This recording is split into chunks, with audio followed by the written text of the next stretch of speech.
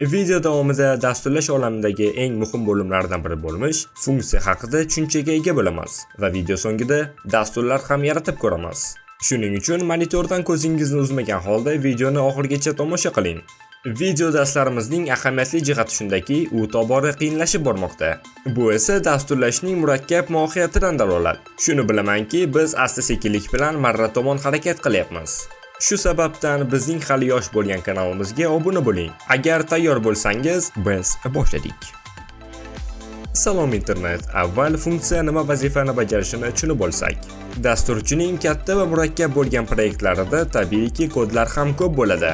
Bizga ma'lumki, kodlar aniq bir vazifani o'z ichiga olgan holda uni bajaradi.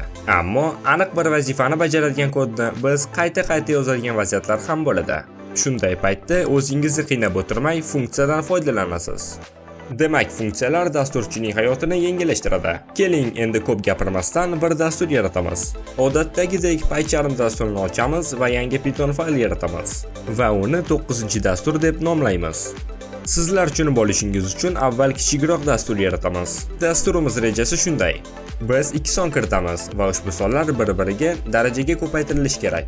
Masalan, 2 sonining kvadrati 4 yoki 3 sonining kubi 27. Shu kabi harakatni o'z ichiga olgan dastur yaratamiz. Funksiya yaratish uchun dev so'zi bilan yaratiladi va ketidan unga nom beriladi. Masalan, daraja.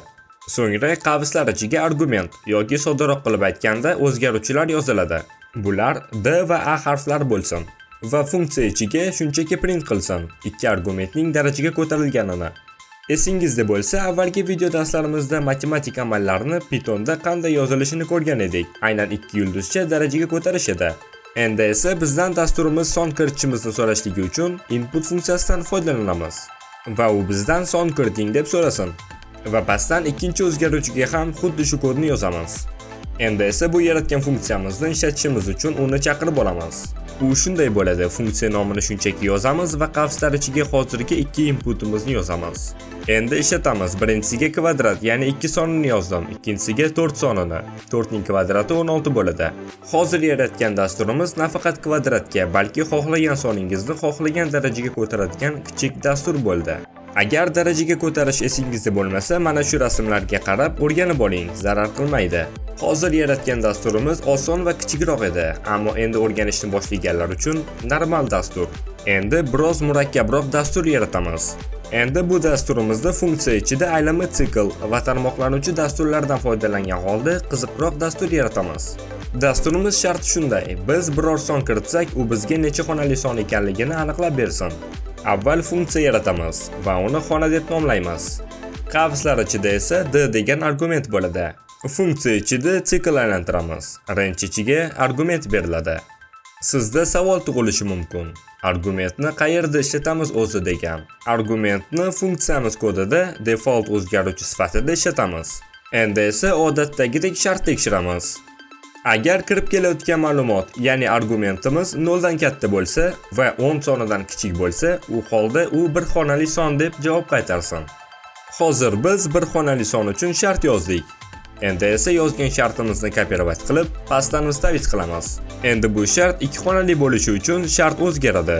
O'zgaruvchimiz 9 dan katta bo'lsa va 100 dan kichik bo'lsa, 2 xonali son deb natija qaytarsin. Shu tarzda 3 xonali son uchun ham shart tekshiramiz. Va unda argumentimiz 99 dan katta bo'lsa va 1000 dan kichik bo'lsa, u holda 3 xonali son deya natija qaytarsin. Va pastdan oxirgisi 4 xonali son uchun shartimizda argument 999 dan katta bo'lsa va 10.000 dan kichik bo'lsa, u holda bizga 4 xonali son deya natija qaytarsin. Shartimizni yozib bo'ldik. Ahamiyat bergan bo'lsangiz, funksiyamizning o'zida natija qaytarishi uchun print funksiyasi yo'q. Ammo biz uni pastdan chaqirib olib ishlatishimiz uchun return nomli alohida funksiyasi mavjud. Ushbu funksiyaning yaxshi tomoni shundaki, funksiya yaratilib bo'lgach, siz kod oxiridan return yozasiz va kodimizni yakunlagan o'zgaruvchi nomini returnga yozasiz. Uni toki pastdan funksiya nomini yozib chaqirib olmaguningizcha u ishlamaydi. Returnning asl vazifasini bir og'iz jumla bilan ifodalasak bo'ladi. Return butun boshli funksiyaning vazifasini ishlatmay turadi, toki uni biz chaqirib olmagunimizcha. Chaqirib olish esa shunchaki funksiya nomi bilan unga murojaat qilishga aytiladi. Endi esa dasturimizni yakunlaymiz. A degan o'zgaruvchiga integerda input funksiyasini yozamiz va u bizdan son kiritishimizni so'rasin. Pastdan esa print va funksiya nomi, keyin esa qavslar ichiga inputimizni yozamiz. Dastur tayyor, uni ishlatib ko'ramiz. Dasturimiz odatdagidek xatolarsiz ishlamoqda. Video so'ngida kanalga obuna bo'lishingizni so'rab qolardim. Chunki IT mavzusidagi sifatli kontentni sizlarga taqdim etuvchi bu yosh kanal sizning yordamingizga muhtoj. Hammaga omad tilagan holda videoga yakun yasaymiz.